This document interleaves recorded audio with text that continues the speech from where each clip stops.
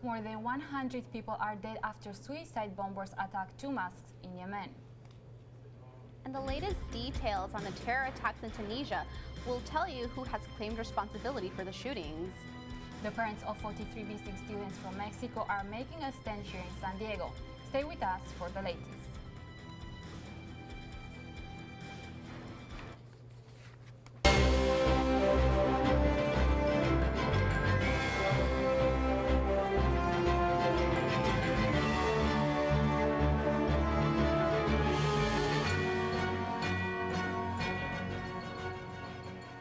Welcome to this edition of Newscene. I'm Roxana Powell. And I'm Emerald Campos. Thank you for joining us. Friends and family members of 43 Mexican students who disappeared last year in Guerrero, Mexico, and are now presumed dead will arrive in San Diego next week. Daniela Porter has more details. Yes, Roxana, that is correct. Family of the missing students are cities in the United States, including San Diego, to bring awareness of what they call corruption and violence. They are divided in caravans of 3. We spoke with Professor Enrique Dávalos. He is one of the organizers. He explained what they hope to accomplish. Vicente Fox, he simply told them that they should just forget the issue and try to move on. The parents are here to try to give their own interpretation, that they are not going to give up their fighting for finding their kids. Just to provide some background, the 43 students reportedly disappeared at the hand of local police, who turned them over to be killed by a drug gang. That gang allegedly later burns the body, according to the federal government. At least one student was able to escape. That student is part of this caravan who is visiting San Diego. The group will arrive in San Diego next Monday for a vigil at the church in San Isidro. Then on Tuesday, they will hold a press conference at the City College at 10 in the morning, followed by march from the City College to the Federal Building. Roxana, we will continue to follow the story, especially that Professor Dávalos mentioned they are afraid to go back to Mexico after this big media exposure here in the United States. Thank you, Daniela. An autopsy was conducted today on the body of 54-year-old Otis Bird after he was found hanging from a tree in Mississippi yesterday. Bird had been missing since March 2nd. He was found in a wooded area less than half a mile away from his home in Port Gibson. The NAACP in Mississippi requested local authorities and FBI to investigate the death, fearing that it may be racially motivated hate crime. Investigators are using dental records in order to find the victim, since the body was in an advanced state of decomposition. Official results from the autopsy will be released earlier next week. 2 mosques were attacked by suicide bombers this morning in Yemen's capital, Sana'a, taking the lives of more than 126 people. ISIS released an audio recording and posted on Twitter, claiming responsibility for the bombings at Badr and Al-Hashash mosques. Reports indicate at least 300 people are injured after at least 2 suicide bombers detonated their explosive devices in the middle of each mosque. Mosques are mainly used by worshippers of the Houthi rebel movement. Last month, Houthi rebels overthrew the Yemen government and seized control of the capital. ISIS is claiming responsibility for the attack in Tunisia that left at least 24 people dead. The terror group allegedly released an audio recording yesterday, saying the attack is just the beginning. It happened Wednesday at the Bardo Museum in Tunis, the nation's capital. Officials say gunmen stormed the museum next to the parliament, killing mostly foreign tourists. Tunisian authorities have arrested 9 people in connection with Wednesday's attack. They say 4 are directly linked to the killings. The other 5 have connections to the attack or to the individuals directly linked to it. A U.S. veteran is facing terrorism charges this week after allegedly attempting to join ISIS. The former U.S. Air Force mechanic Tyrod Pugh pleaded not guilty in a New York court this week. Pugh was secretly arrested 2 months ago at an airport in Turkey after being denied access into their country. The FBI says they have been watching Pugh for years now. He has expressed sympathy for bin Laden and the Taliban, and he hoped to join the jihad. The FBI reported they found online searches for ISIS propaganda on his laptop. Pugh, if convicted, faces up to 36 years in prison. A man has been arrested in the shooting spree that left 1 dead and 5 injured in Mesa, Arizona. His name is Ryan Giraud, and he is a neo-Nazi. The rampage began just 9 a.m. Wednesday morning at the Tri-City Inn. Authorities are still looking for a motive in the shooting. Detectives say the first shots were fired when he got into an argument with 3 people he likely knew. The suspect was found in a vacant condo just after 1 p.m. by Mesa's SWAT team. He is a convicted felon and was on probation at the time of the shootings. A manhunt is underway after an arrest warrant was issued for a fugitive Los Angeles police officer. 27-year-old Henry Solis allegedly shot and killed 23-year-old Salome Rodriguez after a fight in Pomona nightclub. Solis' father, Victor, admitted to FBI agents that he drove his son to El Paso, Texas. His whereabouts are currently unknown. Anyone with information is urged to call 911. And another LAPD officer was arrested on suspicion of human trafficking this week. 34-year-old Carlos Quezada Jr. was arrested in San Isidro after Border Patrol agents found an unidentified woman in Quezada's truck. He's being charged with bringing an illegal immigrant across the border without permission. Quezada is free on a $2,000 bond. The San Diego Police Department's audit report has been released, and it's not good. According to the 83-page report, a lack of leadership and supervision are to blame for the misconduct. There are 17 misconduct cases since 2010, including a sexual battery case that has led to the imprisonment of an officer. 10 other officers were also investigated for rape and domestic violence, but it led to only 6 arrests. SDPD Chief Shelley Zimmerman says changes are already on the way, hoping the use of body cams will result in lower rates of misconduct. City College police are asking for the public's help in identifying a man wanted for an assault on campus. Police released this sketch of the suspect. He is described as Hispanic, in his 30s, 5 feet tall, between 150 and 160 pounds, with black hair and brown eyes. He's accused of sexually assaulting a female student. The incident occurred on March 3rd at 8 p.m. just off C Street near the AH building. If you have any information on the suspect, please contact City College Police at 619-388-6405. The State Department and Japanese authorities are investigating death threats against U.S. Ambassador Caroline Kennedy.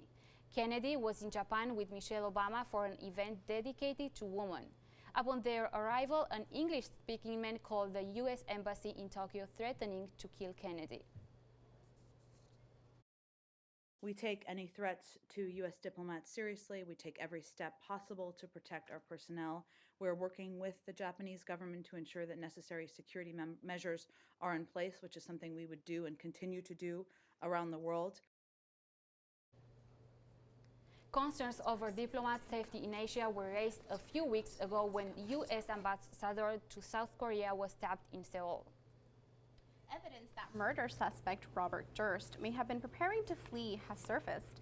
A search of the hotel room that Durst was arrested in contained a latex mask, fake ID, and a large amount of cash.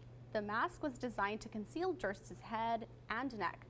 The fake Texas ID was under the name Everett Word. Durst was arrested in connection with the 2000 death of Susan Berman and may be facing additional charges in other states. Los Angeles and New York authorities have been asked if any other cold cases may be linked to the real estate millionaire. And the really sad sight yesterday off our coast in La Jolla as a dead gray whale is found floating in the water. And March Madness has started. And the Aztecs are about 30 minutes away from tip-off. Nate Holmes will have a preview of tonight's roundup match with St. John's. Coming back.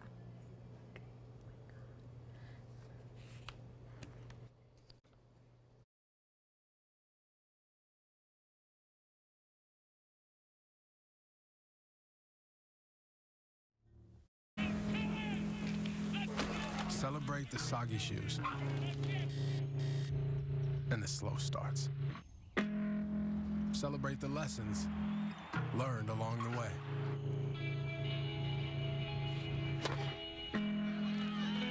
These are the wins. Not the shiny, nail-biting kind. These are the last a lifetime kind.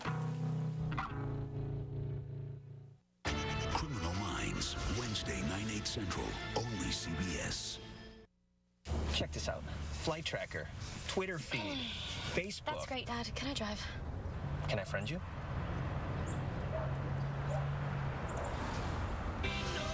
I can't wait to post baby pictures of you. You do know I could unfriend you, right? Oh, no, you wouldn't. Next track.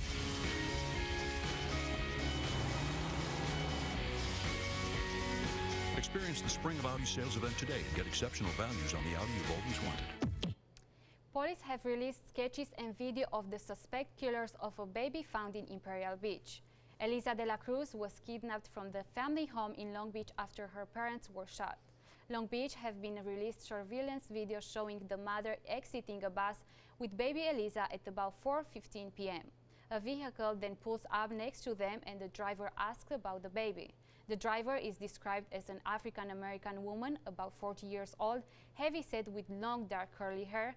A $25,000 reward is offered for anyone with information and is asked to call the Long Beach police. In response to the California drought, water restrictions are still being enforced. On Tuesday, the State Water Resource Control Board issued emergency regulations for the entire state. If approved, the mandatory restrictions take effect in April. The measures would advise restaurants not to serve water to guests unless requested, and for hotels to give guests the options to not launder their linens daily.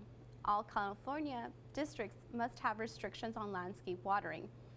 Car washing is allowed only with hoses equipped with a shutoff valve, and sprinklers must be set to avoid watering sidewalks and asphalt. It looks like Oceanside will follow through with the ban of smoking in all outdoor restaurant patios. The City Council made the decision Wednesday night, and while most of the council did back up the ordinance, challengers argue it should be the restaurant's decision. The ban will prohibit smoking in all outdoor dining areas, including bars and restaurant patios.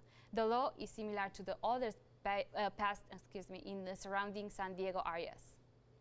The California DMV released staggering statistics for the new Safe and Responsible Driver Act. It's the bill that allows any California resident, regardless of immigration status, to apply for a driver's license. The DMV disclosed that licenses have been issued to 166,000 undocumented immigrants in the 10 weeks that the bill has been in effect. Also, over 700,000 tests were administered since the new law was implemented on January 2nd. Local police will be hanging up their uniforms and putting on football jerseys and cleats this weekend for a charity game. The San Diego enforcers will be going head-to-head on the gridiron Saturday against the Chicago PD in the Hero Bowl. The 9th annual football game is presented by our own San Diego Chargers. The game kicks off tomorrow at Cathedral High School at 4:03 p.m. Proceeds from the game will benefit with United Cerebral Palsy of San Diego County and the San Diego Enforcers. Our police team has raised more than $110,000 for charity since 2008. There's been a lot of NFL free agent signings and March Madness has begun. Natay Holmes is here with the latest in sports. Natay?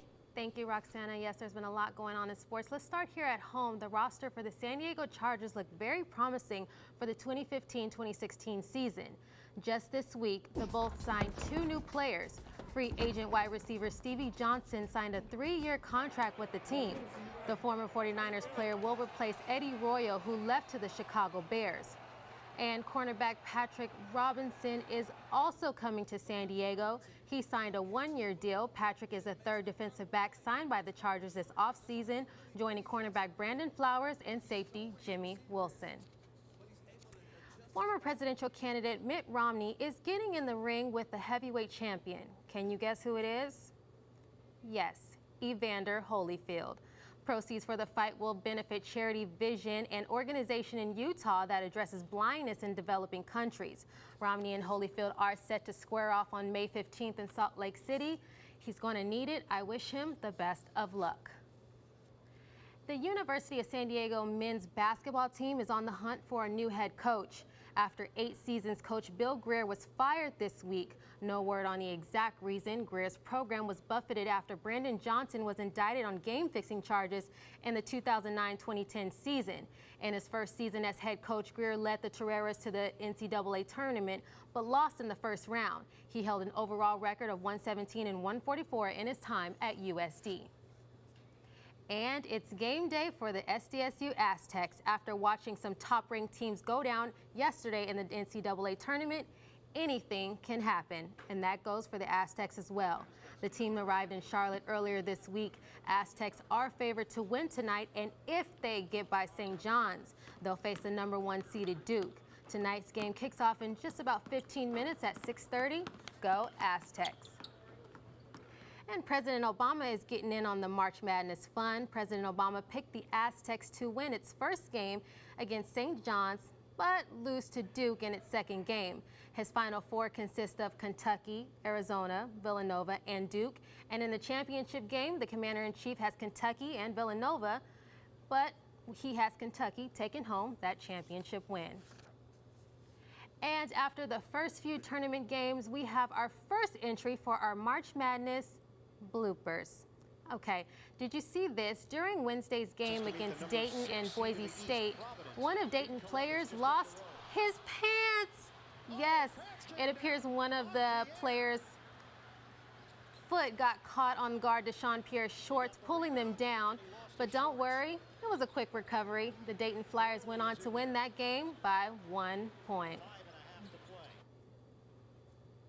All right, Roxana, that's all we have for our sports. We're going to send it back to you. Thank you, Nate. A new type of alcohol could be hitting shelves as early as this summer, coming up after the break. And find out which Marvel superhero surprised a first grader with a gift of a lifetime after the break.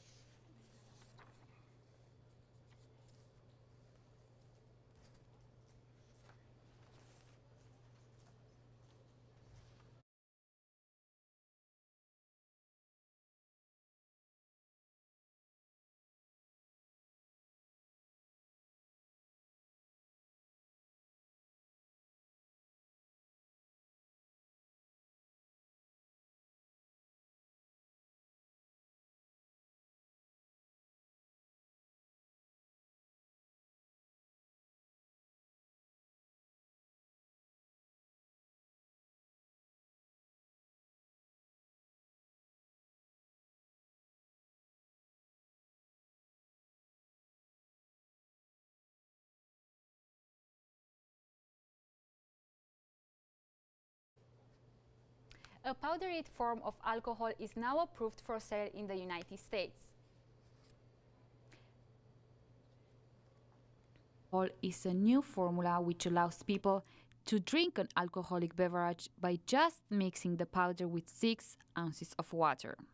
The product will come in a package and will have the same alcohol content as a standard mixed drink. So far, 4 flavors have been approved: vodka, rum, cosmopolitan, and margarita. Some of the concerns about this beverage includes the potential abuse by minors. Also, the lightweight of the powder will make it easier to be sneaked into public places and events. At least one New York senator is against the product. Companies that have advertised this have advertised it directly to kids, have advertised it in ways that don't have any intent other than to have people ingest a whole lot of alcohol quickly, and that can be dangerous. In Canada, the product is also facing opposition. We're telling parents, watch out. We're telling governments, be careful. And we're telling the police, good luck. The moment somebody is going to make it available on internet anywhere on planet Earth, it's going to come here one day or the other. Several states, including South Carolina, Utah, Tennessee, and New York, are considering banning powder alcohol. Here in San Diego, opinions are divided. I think it's going to be a disaster. That potential of not knowing the after effects, of long-term effects, I don't know if the gentleman has done enough research so that we have a clear picture as to where we're headed. Sounds cool. I would definitely try it. It doesn't sound bad. I heard it's a safe alternative to not get so drunk, actually, because it wears off a lot faster. Alcohol will be subject to the same rules as liquid alcohol. People will need to be age 21 in order to buy it. Roxana Paul, Newscene. Alcohol is expected to hit shelves this summer. A disturbing sight off the coast of Torrey Pines State Beach just yesterday. A dead gray whale was found floating offshore. The young whale was about 15 to 20 feet long, was covered in birds, and lifeguards believed it had been floating for weeks. The carcass was towed to Fiesta Island, where it was loaded into a dump truck. Scientists took samples from the whale to determine a cause of death, but it was then taken to Miramar landfill for disposal. The first ever Social Justice and Education Conference is taking place next week at City College. Keynote speakers include Dr. Tyrone Howard, the founder and director of the Black Male Institute at UCLA, and Dr. Constance Carroll, chancellor of the San Diego Community College District. The two-day event begins Thursday at 9 in the morning. It is free and open to the public. Visit the San Diego City College website for details on the program and registration. On Saturday, participants can also take a trip across the border for an inside visit on how the maquilladora system works. And the shiny and very distinguished Golden Apple Faculty Award is up for grabs. So City College students, start thinking about your favorite professor or faculty person that has made a great impact on you this year. You can vote for inspiring faculty members beginning Monday, April 6th. Polls will be open through Friday, April 10th, and the winner will be honored at the 2015 City College graduation on May 22nd. And everyone's favorite Vulcan is being honored in San Diego this upcoming week. Leonard Nimoy, also known to Spock to all the Trekkies out there, passed away 2 weeks ago. But fans in San Diego will be happy to hear that Vulcan Avenue in Encinitas will be renamed Spock Block temporarily. If a pilgrimage to the planet Vulcan is out of reach, drive down between D and E Street in Encinitas and celebrate his life. And for all things entertainment, Janae has the latest this week. Thanks so much, Emerald. This week in entertainment, Italian designers Stefano Gabbana and Domenico Dolce are in the hot seat after expressing their views on children born through in vitro fertilization. Elton John criticized the designers via Instagram for referring to his children as synthetic. The singer has 2 children through the in vitro process with husband David Furnish. According to an exclusive interview with CNN, Sicilian-raised Dolce went on record to say, quote, "I believe in a traditional family. It is impossible to change my culture. I respect all the world, all the culture," end quote. The designers also went on to say they do not judge people who choose the in vitro method. This week in television, transgender YouTube star gets a big break in the cable TV industry. 14-year-old Jazz Jennings will be in the spotlight this summer as TLC plans to debut a reality TV show titled All That Jazz. The show features Jazzy, of course, and she and her family, with the typical teenage drama through the lens of a transgendered youth. In addition to making TV appearances, Jennings is also co-author of the children's book, I Am Jazz. I Am Jazz depicts what it was like to make the transition at such a young age. The book will be used in local school districts in hope of bringing awareness to the experiences of transgendered youth, according to a spokesperson for the district. Be on the lookout for All That Jazz this summer on TLC. A heartwarming story from Tony Iron Man Stark, aka Robert Downey Jr., delivered a real bionic arm to a 7-year-old Alex Pring.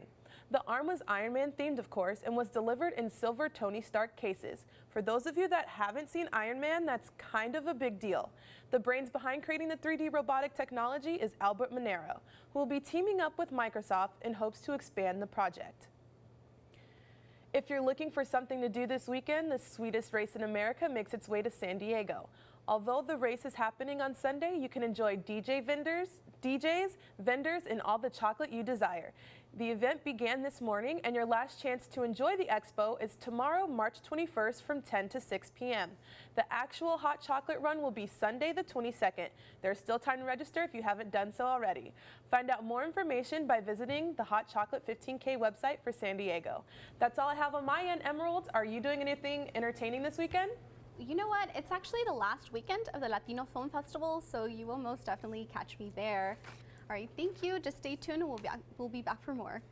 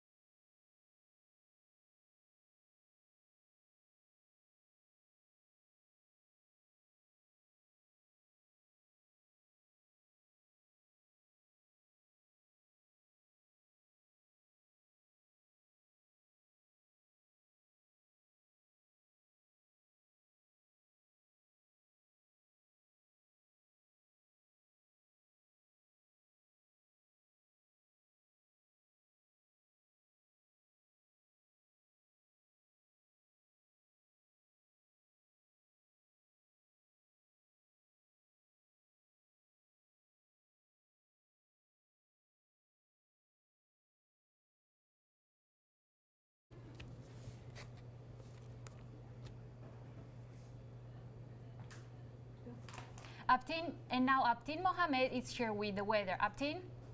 Hello, ladies. Thank you very much. I'm sure many of you folks are paying attention and shift your attention to this week's weather. Let's see what we have at the stack. We go to East Coast area. You see the New York and all of those eastern regions are kind of including to the blue areas. It means they're very cool. The temperature is pretty much very, mellow. Even if you go down to Miami, you see there's a little light warm up is on the way. However, compare what we have tomorrow, tonight, tomorrow, we have a little bit more hot, kind of extensive, heat on the way. You see the temperature a little bit raises in eastern region, and it goes down even to Miami will be 90 degrees, very hot in the red areas. Even in the Midwest areas, you see the temperature even a little bit raised, and we have, a rise for some areas, particularly that compared to tonight, you see the blue, things like coolness shift, but it also changes to the areas in the West Coast. Even we do have like some kind of a mellow temperature goes down in the West Coast areas, like states like California, and you see the hot it will be Los Angeles. It is extremely hot, 68 degree, and so expecting a little shower tonight or rain or tomorrow night is all going to very hot. So by saying that, our favorite spot, San Diego. We have pretty much lovely heat is going on this week, and you see a start tonight. What we have is just a 58 degree high. It's mostly clear. It's pretty good. Tomorrow we have 71 degree, which is pretty much sunny and lovely. And on Sunday, 58 and 70 degree drops, partly cloudy. And of course, Monday and Tuesday we will have pretty much consistent and flexible weather conditions. So if you go out at the beach surfing, enjoy. Hopefully you enjoy your weekend, and I'm sure you'll be safe out there. Thank you, ladies. Back to you at desk. Have a great night. Goodbye.